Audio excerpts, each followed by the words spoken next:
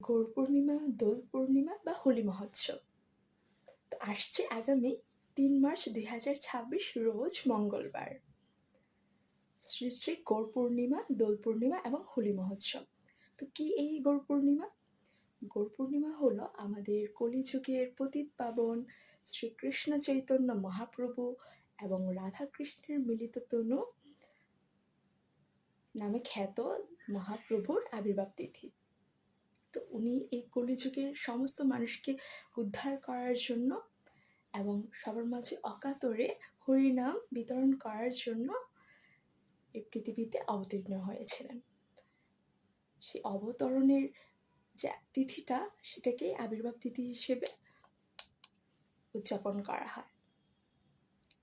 তো কিভাবে পালন করবেন? যেহেতু ওই ৩ মার্চ আমরা জানি পূর্ণগ্রাস চন্দ্রগ্রহণ পড়েছে, তো আমাদের যেটা করণীয়, আগের দিন যারা আপনারা মৎস্যভোজী বা মাংসাশী, তারা কি করবেন যে আগের দিন সংযম করবেন, মানে নিরামিষ আহার করবেন। অ্যান্ড যেদিন গৌর পূর্ণিমা, সেদিন চেষ্টা করবেন ভোরে ব্রহ্ম মুহূর্তে উঠে স্নান করে তিলক আদি করে দেন নিকটস্থ মন্দিরে অথবা নিজ গৃহে মঙ্গল আরতি করার। তার পাশাপাশি চেষ্টা করবেন যতটা সম্ভব হরিনাম কীর্তন এবং মহাপ্রভুর লীলাসমূহ শ্রবণ করার এবং ভক্ত সঙ্গে সেগুলো আলোচনা করার। তো আপনার সারাদিন যে উপবাস থাকতে পারেন এবং অভিষেক করানোর পর একাদশীর মতো করে ফল আদি গ্রহণ করতে পারেন। অবশ্যই চেষ্টা করবেন যারা পারবেন তারা নির্জলা থাকার এবং পরের দিন পালন করার। আর যারা ধরুন গর্ভবতী মায়েরা আছেন অথবা যারা একটু অসুস্থ, তারা একাদশীর মতো করে পালন করতে পারেন।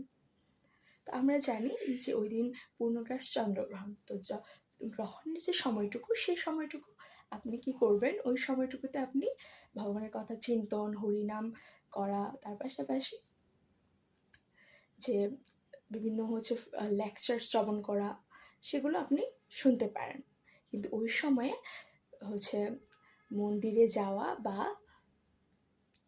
ভগবানের জন্য কোনো কিছু রন্ধন কোনো কিছু করবেন না, কারণ গ্রহণের আগে রন্ধন করা কোনো কিছু, সেটা ভগবানের সেবায় বা আপনারা নিজেরাও কেউ গ্রহণ করতে পারবেন না। তাই ভগবানের জন্য যেটা করবেন সেটা গ্রহণ শেষ করে স্নান করে তারপর পবিত্র বস্ত্রাদি পরিধান করে তারপর আপনারা ভগবানের জন্য কিছু রন্ধন করে দিতে পারেন।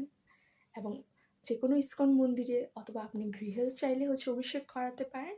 তো গৃহে কোনো চিত্রপট অথবা আপনার সেবিত কোনো বিগ্রহ অথবা কোনো মন্দিরে গিয়ে আপনারা অভিষেক করাতে পারেন।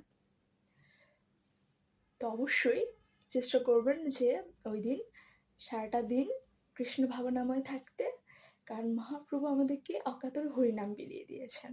তো উনি সবচেয়ে বেশি খুশি হবেন আমরা যদি ওই দিন হরিনাম করি এবং ভক্ত সঙ্গের মাধ্যমে ওনার সেই লীলাসমূহ শ্রবণ করার মাধ্যমে ভগবানকে স্মরণ করি।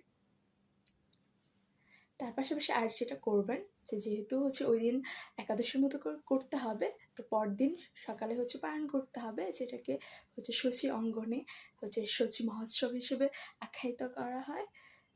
তো অভিষেক আপনার নিকটস্থ যে মন্দির, সেখানে অবশ্যই গ্রহণ শেষ করে তারপর যাবেন এবং গ্রহণ শেষ করে অবশ্যই স্নান করবেন। আর গ্রহণের আগে যে যে সমস্ত রান্না, সে সমস্ত কিছু আপনারা গ্রহণ করতে পারবেন না। তাই গ্রহণের আগে যদি দেখা যায় যে আপনার গর্ভবতী বা যারা অসুস্থ, তারা আপনারা যে গঙ্গা জল, মানে মহাপ্রভুকে স্মরণ করে আপনারা যে জল গ্রহণ করতে পারেন।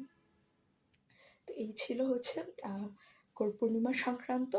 আমি আরেকটা ভিডিও করব যে মহাপ্রভুকে আপনার ঠিক কী ভোগ দিতে পারেন, ওনার কী প্রিয় এবং ওনার কিছু লীলাসমূহ নিয়ে আর কিছু ভিডিও থাকবে। তো এই ভিডিওটা ভালো লাগলে অবশ্যই শেয়ার করবেন, নিজে জানান, অপরকে জানান। আর সবাই অবশ্যই গৌর পূর্ণিমা পালন করবেন। হরে কৃষ্ণ, প্রণাম।